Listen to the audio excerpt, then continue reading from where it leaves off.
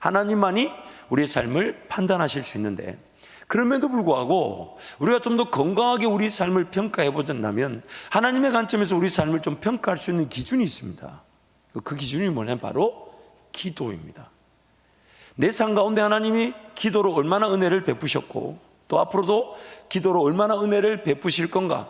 그래서 하나님의 백성들의 삶은 오로지 기도로 평가가 됩니다.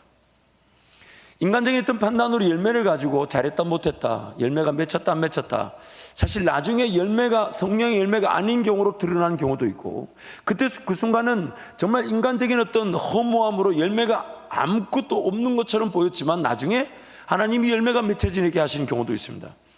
그래서 감히 하나님의 일이다 아니다를 평가할 수 있는 그 어떤 기준이나 또 우리가 그런 자격이 없어요. 그러나 우리 삶을 좀 더 건강하게 평가할 수 있는 기준을 그래도 우리가 좀 더 찾아본다면 딱 한 가지, 이 기도가 우리의 삶을 평가할 수 있습니다. 하나님의 백성들의 삶에서 하나님의 인도하심은 기도로 측정이 됩니다. 내가 기도한 것이 하나님의 인도하심을 깨닫게 되는 것이죠. 내가 직접적으로 기도한 것이 응답이 되기도 하지만 어떤 기도는 또 기도의 자리에서 올바른 인도하심의 기도로 바뀌어지기도 합니다. 또한 지나고 보니까 그것이 내 욕심이었구나 알게 되죠. 그래서 하나님의 뜻과 인도하심은 기도의 자리에서 기도를 통해 분별되어지게 되어 있습니다. 그래서 두 가지로 우리 삶이 나타나죠. 무엇이 기도되어졌는가, 그리고 무엇이 기도되지 못하였는가. 지난날의 삶을 건강하게 반성하고자 할 때 이 두 가지 기준으로 우리 삶을 반성할 수 있어요.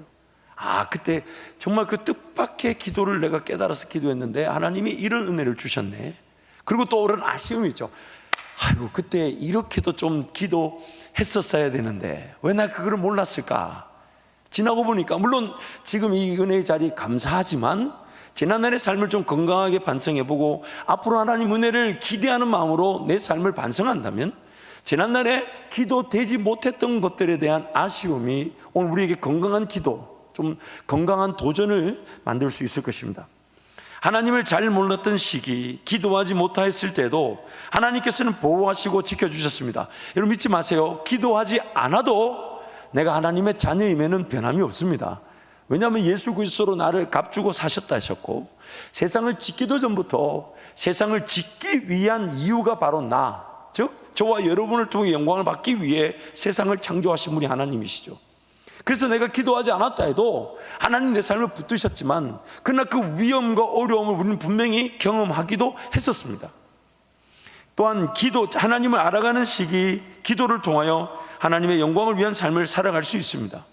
기도하지 않았다 해도 하나님의 자녀됨의 신분은 변함이 없습니다.